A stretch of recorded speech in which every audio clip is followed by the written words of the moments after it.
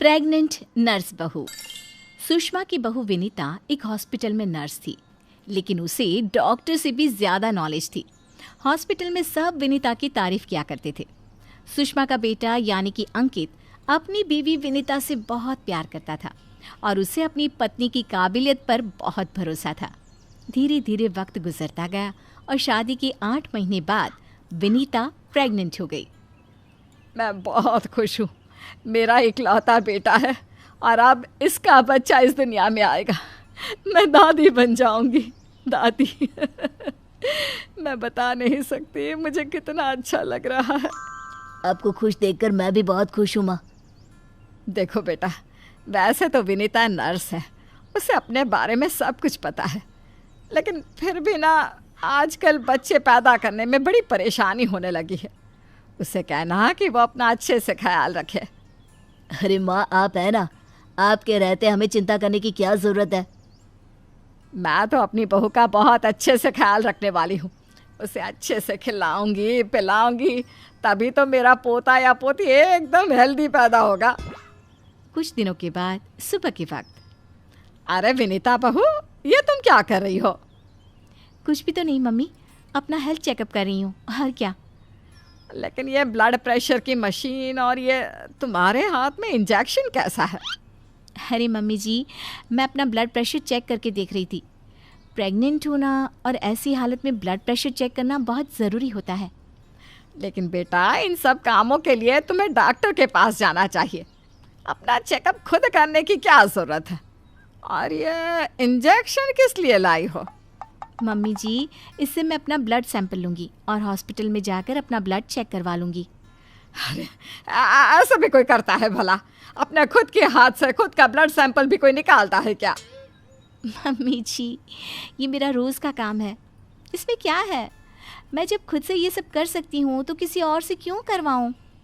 अच्छा ठीक है, जैसा तुम्हें सही लगे। कुछ दिनों के बाद सुषमा अपनी बहू को फिर से इंजेक्शन लगाते हुए देखती है और अंकित भी उस वक्त वहीं पर था। अरे विनीता, ये तुम क्या कर रही हो? तुम प्रेग्नेंट हो, इस तरह खुद को इंजेक्शन लगाने की क्या ज़रूरत है? अब तू ही समझा बेटा। पिछली बार भी अपना ब्लड सैंपल खुद ही कलेक्ट कर रही थी, तब भी मैंने इसे समझाने की कोशिश की थी, लेकिन ये तो मेरी बात सुनती ही नहीं। अरे मम्मी जी, मैंने पहले भी कहा था ना, बड़े हॉस्पिटल में नर्स हूँ मैं, और क्या करना है क्या नहीं मुझे अच्छी तरह पता है। हाँ, लेकिन तुम खुद को इंजेक्शन क्यों लगा रही हो? अरे इंजेक्शन नहीं है, प्रेगनेंसी में कुछ वैक्सीन लगवाने होते हैं, बस वही लगा रही हूँ, और क्या। और फिर एक दिन रात को अचानक विनीता की तबीयत खराब हो जाती है। क्या हुआ विनीता? तुम ठीक तो हो?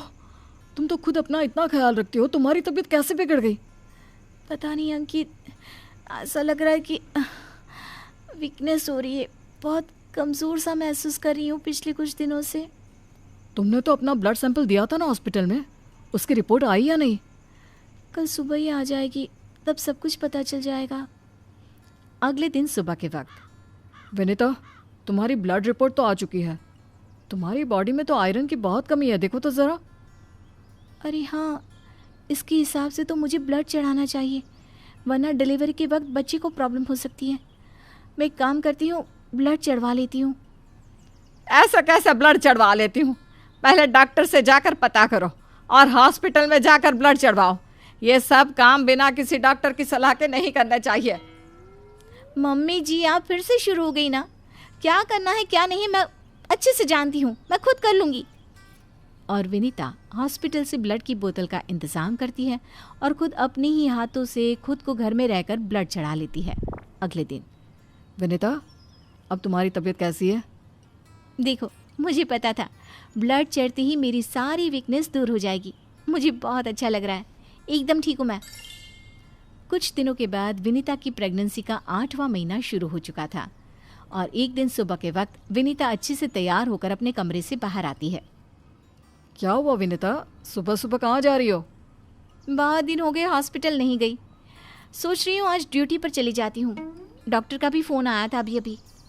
लेकिन बेटा, अब तुम्हारा 8वां महीना चल रहा है, ऐसी हालत में तुम्हें घर में आराम करना चाहिए और डिलीवरी करवाने तो बिल्कुल भी नहीं जाना चाहिए।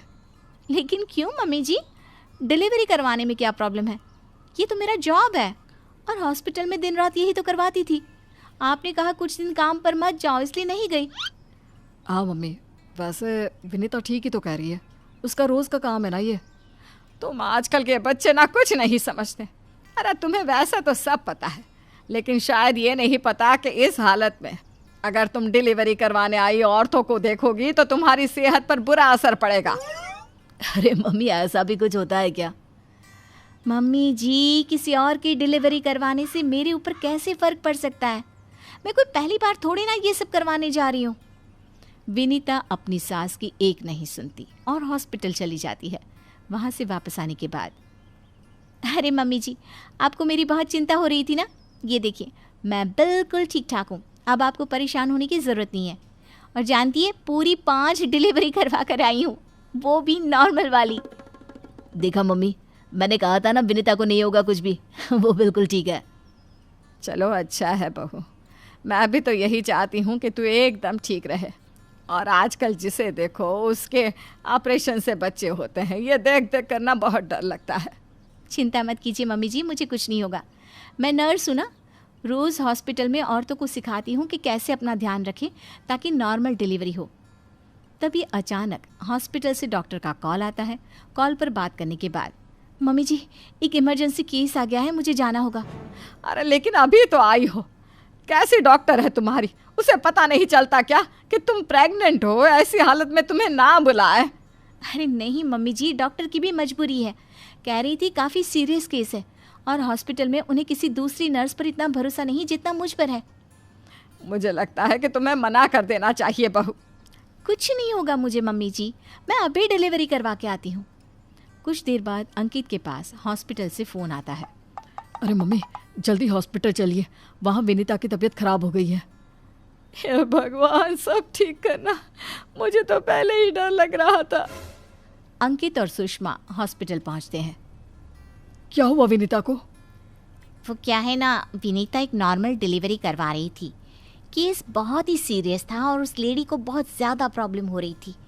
क्योंकि विनीता खुद प्रेग्नेंट है तो वो अचानक से घबरा गई और उसे लेबर पेन शुरू हो गया। लेकिन अभी तो मेरी बहू का सिर्फ 8वां महीना चल रहा है। देखिए, ऐसा हो जाता है। उस औरत को दर्द में देखकर घबराहट की वजह से विनीता को ये हुआ है। अरे डॉक्टर, लेकिन डरने की कोई बात तो नहीं है ना? नहीं नहीं, ऐसा कुछ नहीं, हमने उसे एडमिट कर लिया है। तभी सब देखते हैं कि विनीता अपने हाथ में एक छोटे से बच्चे को लिए बाहर आती है। अरे विनीता, तुम्हारी तो तबीयत ठीक नहीं थी, तुम्हें दर्द हो रहा था, तुम बाहर क्यों आ गई? अरे दर्द हो रहा था तो क्या हुआ, मैंने वो दवाई ले ली जिससे जल्दी आने वाले लेबर पेन रुक जाते हैं। और वैसे भी डॉक्टर, उस औरत को मेरी ज़रूरत थी, उसकी देखभाल के लिए मुझे ठीक होना ही था। ये देखिए, उसका बच्चा एकदम सही सलामत है। अरे वाह मेरी बहू, तूने तो अपने तबीयत की परवाह ना करके किसी और की जान बचाई। मुझे तुम पर गर्व है विनीता। ऐसे ही थोड़ी ना वो हॉस्पिटल की सबसे अच्छी नर्स बनी है। मैंने कहा था ना मम्मी जी, मैं नर्स हूँ, मुझे अपने से पहले दूसरों की तकलीफ दिखाई देती है।